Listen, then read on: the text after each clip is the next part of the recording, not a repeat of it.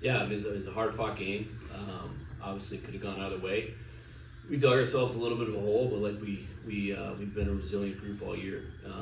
It was really admirable how we dug ourselves out of it. Had some good chances there in the third. Obviously, their goalie made some big saves, and they really had one scoring chance. And credit to them in the third, they buried it and found a way to win. And they're a great team and a great program, and we got a ton of respect for them and proud of our group. Couldn't be more proud of them. Thanks, Coach. Questions for Ty and Artem? Artem, Drew Smith, Blaze Radio. What was the message in the locker room after the second period, or in the second intermission? I don't really know. I was in the trainer's room, but I'm sure coaches did the right thing. We came out pretty hard on them and had opportunities, scoring chances, and just one unlucky play. And just like that, your season could be over. Your game's over.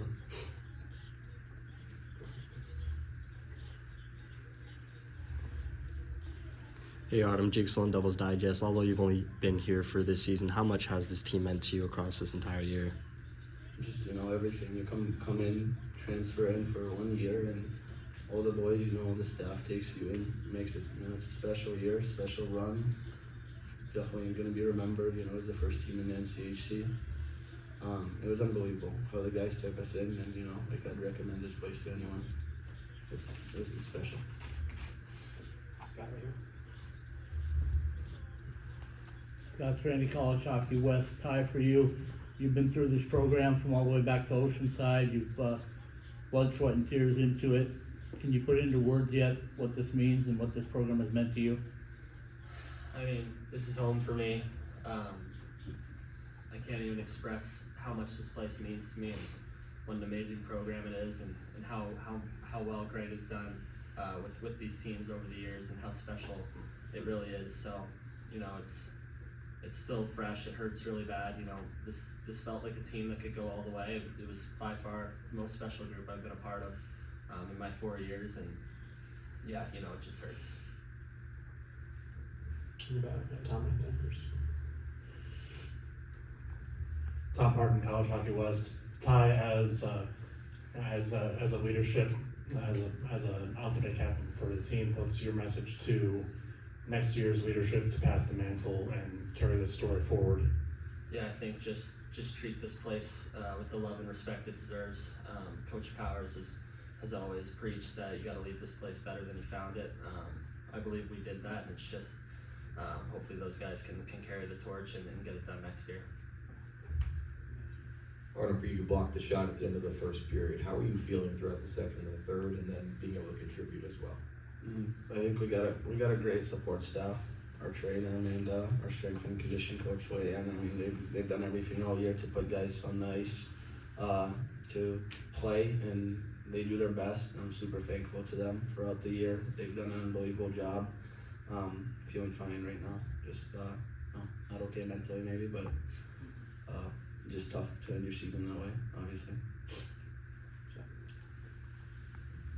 Jack James, WCSN.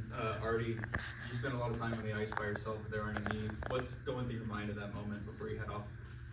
It's the last time you're gonna put an Arizona State hockey jersey. It's the last time you're gonna. It's my last college hockey game. Just take it all in. It's it's a big opportunity, and I've had big opportunities throughout my 5 years, and just kind of remembering everything, taking it all in, and kind of wrapping it up there on the ice a little bit at the end, I think.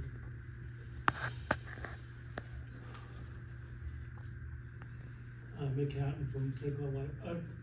Ty, after the first period, I mean, you're down 2-0. Obviously, that's a tough spot to be in. But what you guys, obviously, you guys found something in between periods there. I mean, what would you guys kind of talk about and kind of, what went better for you guys in the second period? Yeah, I think the message was just for everyone to settle down a bit, take a deep breath, got the jitters out of the way. Obviously, they're a great team and can capitalize on chances. So just minimizing those and playing our game, because we know our game's as good as theirs and can compete with anybody. Anything else for the players? One more? Gabby? Gabby Chern, also Noble Source. When both of you, when you look back most proud of this group for?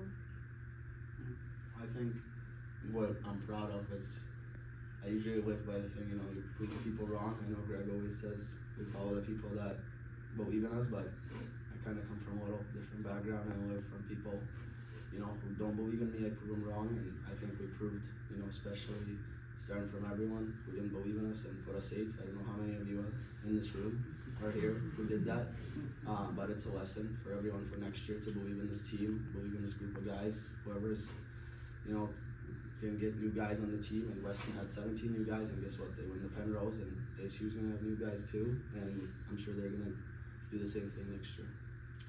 Yeah, I think for me, just kind of piggybacking off of him, just how resilient this group was. Like he said, like we were put 8 out of 9, and never once did anyone in the locker room ever think that was going to happen. But it was just a chip on our shoulder, and there were plenty of games that people thought we were down and out, and we always came back and found a way. So, yeah. Thanks, guys. Congrats on a great season. Thank you.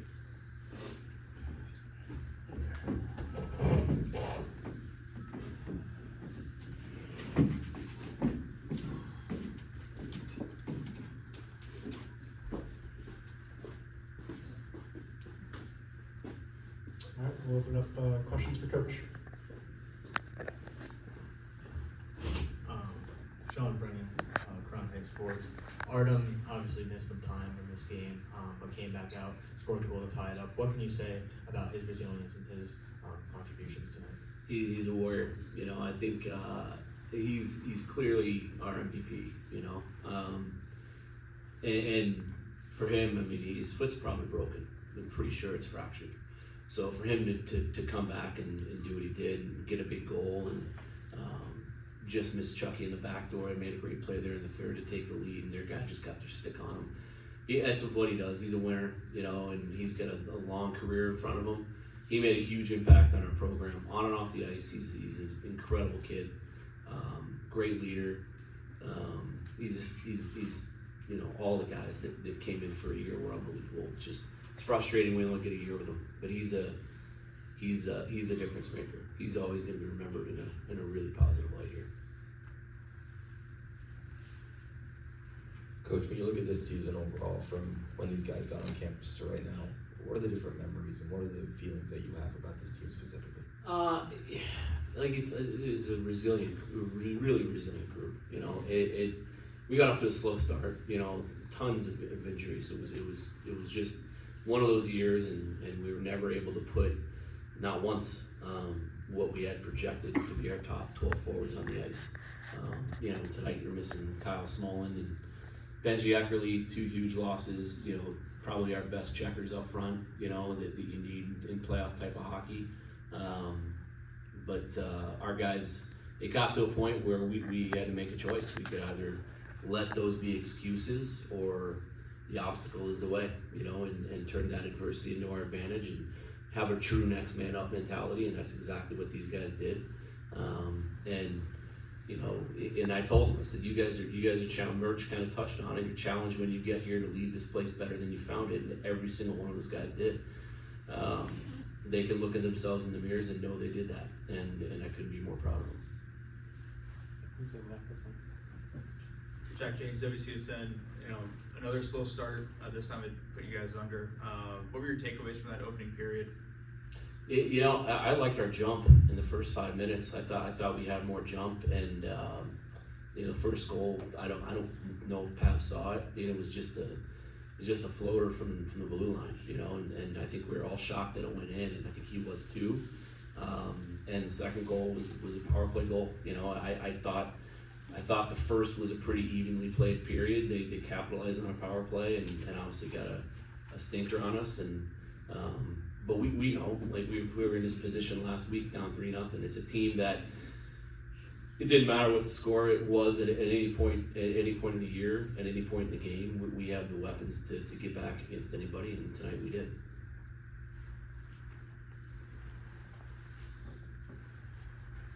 Coach, when you look at this team, you've mentioned all season long, this is the deepest and most talented roster that you've coached. What does a season like this kind of send a message to the rest of the country and put your program on the map?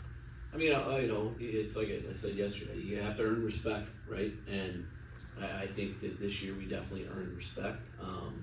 We feel like we're a team that should still be playing. You know, like we're the first team in the history of the NCHC to finish second and not advance.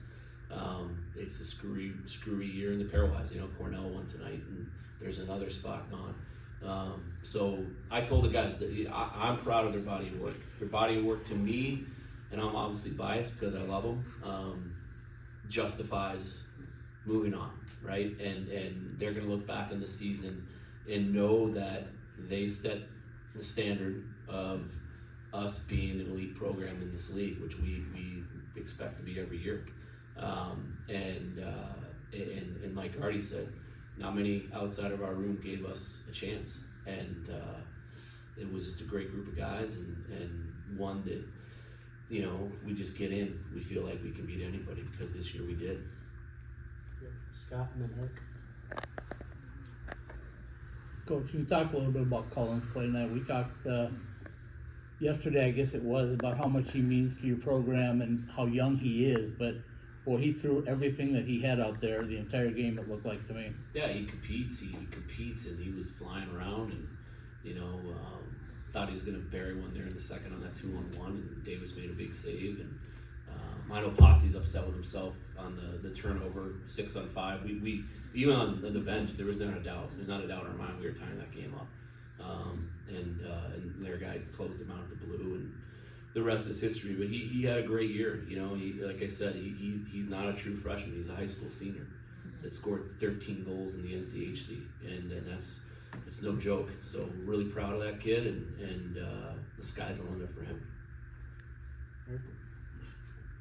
Eric Bliss, Blaze Radio. Tied through 2, you start that third period really strong. Can you take us through it? Yeah, I mean, we were confident, you know, and their guy made some big saves, and you know, it's just the way it works. You know, hockey, it's the game. You know, we had a bad puck touch on a simple D-to-D, and gave up a 2-on-1. We were in their ozone, buzzing around, making plays, and we felt like we were going to get the next one and not look back. We felt like we really locked it down and didn't give up anything defensively. And again, I think that was their only scoring chance in the third period.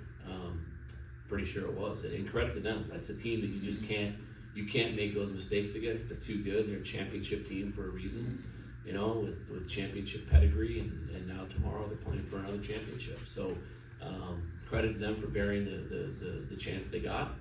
And then even after that, there was confidence. There was never a doubt. That's what I loved about this team. They never felt like they were out of any game. You know, if you look back on the whole season, there wasn't one game that we lost where we didn't have the goalie goal. Like that's a crazy stat. Like nobody took it to us this year. Not one team, not one game.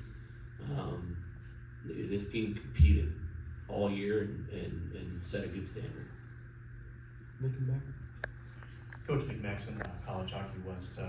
When you look back, going back to this program even was a club team, and now being in your first year of being part of the NCHE, if you were to ask yourself and be able to tell yourself back 10, 15 years ago, would this be what you could have dreamed of and more? Yeah, to be honest, like it's what I expect of myself. You know, like we have confidence in our staff and in belief in what we have at Arizona State. We're led by an unbelievable guy in Grant Rossini, and we have so much good things going for us that we believe that we're going to continue to push forward and not look back. You know, that's all you can do. But yeah, nothing we've done has surprised me. You know, I mean, with all the people that doubted me and doubted our program when we went Division I, if you don't have that inner belief and confidence that you can get the job done, then you're not gonna be successful. You know, and we had a great year. You know, and nobody's gonna wear this year more than me. Our guys, I think our players did their job. They got it done, and there's a few games I'll always look back on and know we didn't close out, that we could be in a much different position today if we did. And I take that responsibility myself, you know, and it's something that moving forward we're gonna be better at because of what we went through this year. Yep. Coach, just from your perspective as the game as a whole, what were the biggest factors in the loss? Honestly, I think we played good enough to win the game. You know, I really do. I felt like it was just a good hockey game. Both teams are, you know, really good teams. They're a team it's play them, what, 5 times this year, and it's tough to win 4 out of 5 on that team. But again, they got a great A there in the third and buried it and got some really big saves from their goalie. He's a big game goalie. He made some big saves tonight, and he looked like he did in the Frozen Four last year. Calm and just making big saves and play with some swagger. He's a hell of a goalie. He was a difference maker. What are you gonna miss most about the seniors and grad students that are moving on? Yeah, I think just their compete and resiliency. You know, I mean, down 3 to Duluth last Saturday. You know, down 2 at home to these guys. You know, with 7 minutes left in the game, and come back and win. Just stuff like that. So it was a fun group. It was a resilient group and hell of a hockey team. You know, we had a good team this year. You know, and it's always going to sting that we didn't find a way to get in, but our program will be better for it.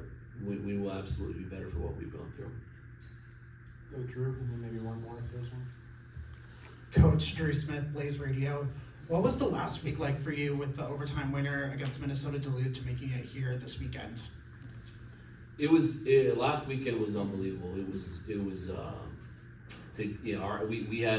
we had a very simple goal to start the year, and it was to give our fans playoff hockey. And obviously you think if you finish in the top 4 in this league, you have a really good chance to advance to the NCAA tournament. So with that goal, we just assumed, but you know what they say, people that assume, right? We assumed that we'd be a lock, especially as a 2 seed. But we accomplished the goal. You know, we hosted playoff hockey, a big sweep in front of our fans. They were unbelievable. You know, all year you could feel the environment at Mullet just get better and better. You know, tradition starting in student sections and, you know, fans really pushing us across the finish line. You know, so we're really proud that we were able to do that. And then obviously get here in the last Frozen face-off ever in St. Paul. To be a part of that is really cool. As you know, Michael and Heather and NCHC put on such a great event here that I've been to as a spectator quite a bit, so it was really cool to participate in it. It's been a great week, minus the result tonight. Last one to Gabby. Coach, what was your message to the players in the locker room after that one? Just told them I'm proud of them, told them I loved them. You know, it's all you can say, you know.